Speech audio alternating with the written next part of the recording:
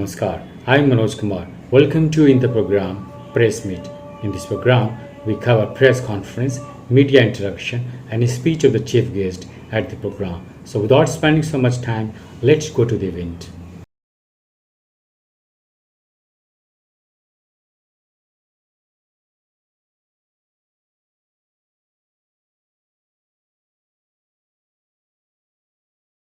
PGI gastroenterology department एक conference organise कर रही है।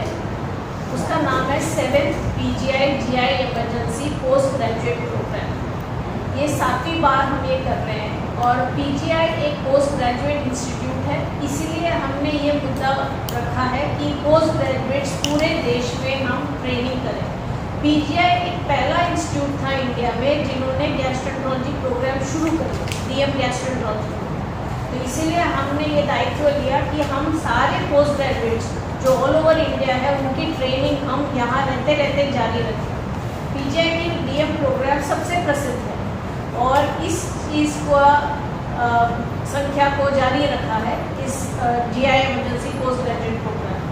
दूसरी बात इसमें है, हमने इमरजेंसी का मुद्दा चुना है क्योंकि इसमें जो रेजिडेंट डॉक्टर है जो ट्रेनिंग कर रहा है वही होता है इमरजेंसी में, वार्ड में मरीजों को देख रहा है। उसको सब कुछ पता रहे कैसे सही तरीके से इलाज करे तो मरीज का सबसे बढ़िया इलाज होगा।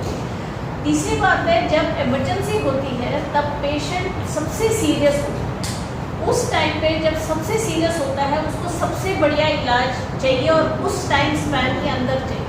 तो इसीलिए ये वाला एस्पेक्ट है कि ये ट्रेनिंग प्रोग्राम है कि और इसमें जो फोकस है आम कॉन्फ्रेंस की तरह नहीं है, इसमें फोकस है कि रेजिडेंट को पढ़ाया जाए। जो भी चर्चा होती है उसमें फोकस है रेजिडेंट को पढ़ाने की, ना आपस में डॉक्टरों की चर्चा होगी। फैकल्टी के आपस में चर्चा अलग बात होती है जिसमें एक्सपर्ट्स के बीच में कोई डिस्कशन हो रही है, बट इसमें एक्सपर्ट्स का एक ही काम है कि रेजिडेंट को सिखा के भेजेंगे। तो इस चीज़ में हमारा ये चलता रहा है सिलसिला। इसमें नेशनल बेस्ट फैकल्टी आएंगे, करीबन 100 फैकल्टी आएंगे और इसके अलावा हमारे आएंगे करीबन 200 स्टूडेंट्स। डॉक्टर अनुपम ने जैसे बताया, नॉर्थ इंडिया के सारे डॉक्टर्स जो इमरजेंसी मैनेज करते हैं, गैस्ट्रोएंटरोलॉजिस्ट, मेडिकल पीपल, वो भी आएंगे। और गैस्ट्रोएंटरोलॉजी में बहुत परिवर्तन आ गया है। पहले हमें मरीजों को ओपीडी में बैठ के हमें देखना होता था और उनकी इलाज करनी होती थी। अभी एंडोस्कोपी एक बहुत ही इंपॉर्टेंट एरिया बन गया है और एंडोस्कोपी के ज़रिए हम डायग्नोसिस भी कर सकते हैं, अंदर से काफ़ी सारे कॉम्प्लिकेटेड प्रोसीजर्स कर सकते हैं जिसके लिए पेशेंट को पहले ओपन सर्जरी कराना पड़ता था। आजकल हम एंडोस्कोपी के ज़रिए कर सकते हैं। जब एंडोस्कोपी के ज़रिए कर सकते हैं उसमें कॉम्प्लिकेशंस और कॉम्प्लेक्स प्रोसीजर्स भी बढ़ जाते हैं। तो इसलिए जैसे डॉक्टर सिन्हा ने अभी बताया, नाइटमेयर्स हो जाते हैं कि कोई करते करते कोई चीज़ यहाँ वहाँ हो गई, तो उसको कैसे हमें इमीडिएटली टैकल करें ताकि पेशेंट की कोई रिस्क ना बनी रहे। इस कॉन्फ्रेंस में जो टॉपिक्स कवर होंगे, सबसे कॉमन है इमरजेंसी में पेशेंट को जीआई ब्लीड का, इंटेस्टाइन से, मुंह से पेशेंट को खून की उल्टी हो जाना, लेटरिन के रास्ते खून आ जाना, तो ये वाले पेशेंट सबसे इम्पोर्टेंट इमरजेंसी हो जाती है। इसके बाद जो नेक्स्ट इमरजेंसी होती है वो है लिवर फेलियर। पेशेंट आया, उसकी जिगर एकदम फेल कर गई, पेशेंट को जिसकी जिगर की बीमारी है वो उसकी फेल हो गई, ये नेक्स्ट होता है। इसके अलावा जैसे हमने बताया कि आईसीयू में पेशेंट जब होता है उसको कैसा न्यूट्रिशन देना चाहिए, कैसे उसकी केयर होनी चाहिए, कैसे हम रेस्पिरेटरी केयर दें और कैसे इन्फेक्शन होता है तो कैसे उसकी इलाज करें।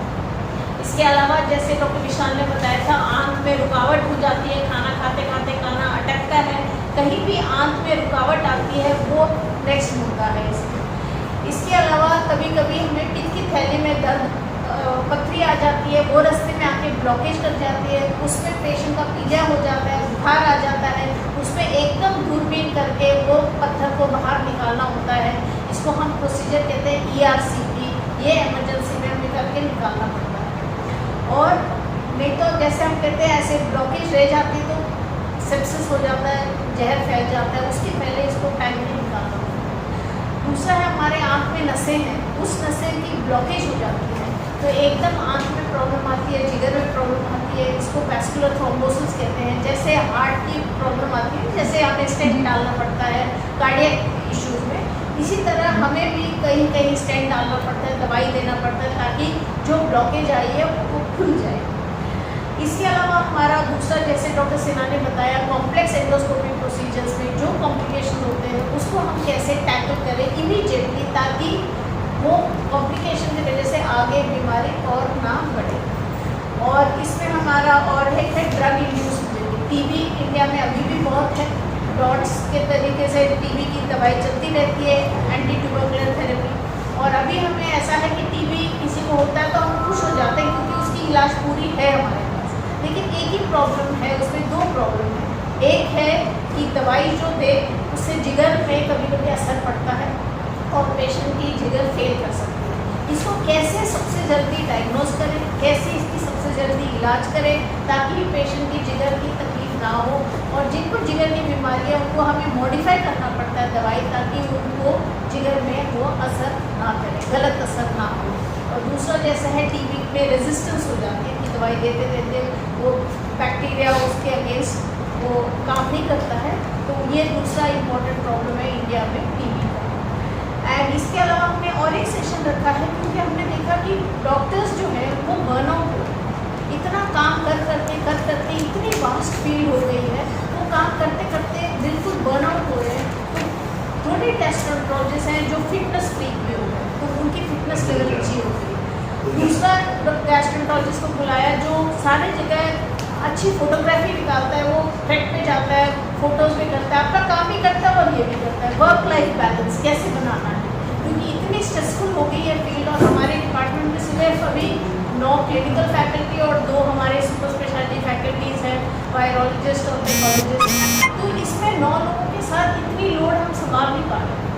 और हमारे डॉक्टर सुबह से रात तक काम कर करके उनकी बर्नआउट हो रही है। तो जो सीनियर लोगों को बुलाया जिन्होंने ये भी संभाला और ज़िंदगी को भी संभाला, अपने आप को भी संभाला, तो उनको बुलाया है खास हमें टिप्स देने के लिए कि कैसे हम दोनों चीज़ों को हम बैलेंस करें। और हमारे स्टूडेंट्स आजकल ख़त्म करने के बाद DM प्रोग्राम वो जाके प्रैक्टिस शुरू करते हैं या कॉर्पोरेट में जाते हैं या कोई और अकेडमिक इंस्टीट्यूशन में जाते हैं, तो वो कैसे ये चीज़ को आगे प्लानिंग करनी चाहिए अपनी प्रैक्टिस को, उसके बारे में भी